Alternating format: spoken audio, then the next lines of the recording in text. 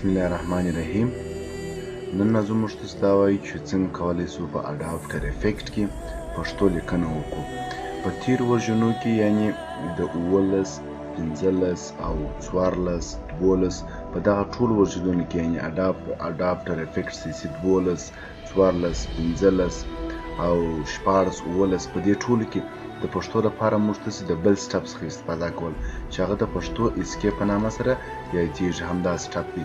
موږ تاسې به دلته پښتو ولیکله. کله چې مو پښتو ولیکل هغه مو بیا مو کاپي کوئ، بیا مو نو په اډاب پریمیر او اډاب اپټراپیکټ کې دواړو کې پیسټوئ، نو بیا پښتو خط لیکل کېدی. خو اوس کله چې دا نوی ورژن راغلی دی یعنی 18 او 19 چې کله راغلی دی، اوس دغه اډاب پریمیر چې دی دا هم 18 دی او دغه اډاب اپټراپیکټ چې دی دا هم 18 دی. په دې کې پښتو د خپله ځان ته یو کمانډ لري چې دغه په واسطه باندې تاسو کولی شئ پښتو ښکې ولیکئ. راځو تاسو به اډاب اپټراپیکټ ترلاسه کړئ 2018 نو په هغې کې به د پښتو لیکنو طریقه همدا شان ولیکئ. په اډاب اپټراپیکټ چې مو کله خلاص کړئ، اوس کله چې زه پښتو خط ولیکم ټکسټ راواخلم پښتو خط، اوس زه ژبه اړوم پښتو ته. کله چې پښتو اوس زه چې کله خط لیکم پر مثال هر شی لیکم هغه سره چیرې بیل کېږي. وګورئ پښتو نه سره توی نه سره ځای کېږي. نو د دې مشکل د حل لپاره موږ تاسې دا خط ډیلیټوو. په ایډیټ کې موږ تاسې ریفرنس ټولز لرو. کله چې تاسو ریفرنس ټولز کې موږ تاسې جنرال ته راځو، په جنرال باندې کلیک کوو.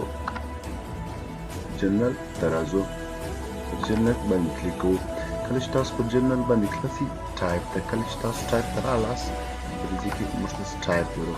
په ټایپ څخه وروسته دلته موږ تاسې دوه ټیک مارکونه ستاسو په کمپیوټر کې همدغه انتخاب دی، تاسو به دا لاندې انتخاب کړئ South Asian and Middle Eastern. تاسو به دا همدا ټیک مارک انتخاب کړئ. کله چې مو انتخاب کړئ نو په دې ځای کې تاسو راسئ. کله چې تاسو دا ټیک مارک انتخاب کړئ په دې ځای کې راسئ، د اوکې بټن هم ووهئ.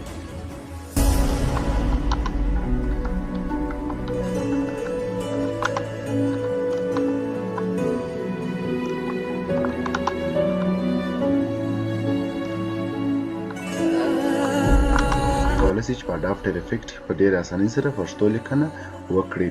تاسو کولی شئ چې په ویډیو کې هم دا وکړئ. کله چې تاسو ویډیو غواړئ چې په ویډیو باندې هم لیکنه وکړئ، تاسو په ډېره اسانۍ سره کولی شئ په ویډیو چې هر شی تاسو غواړئ چې ولیکئ. زه لیکم فرض مثال له خبرې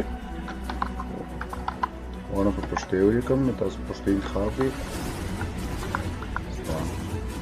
ټکسټ خط ته واړوو. نو کولی شئ چې په ویډیو کې هم تاسو ټکسټ انیمیشن راولئ. تاسو هم په ډېرې اسانۍ سره تاسو کولی شئ چې دې ته د ټکسټ انیمیشن یا هم په ډېرې اسانۍ سره تاسو کولی شئ چې پښتو خط په ویډیو کې راولئ.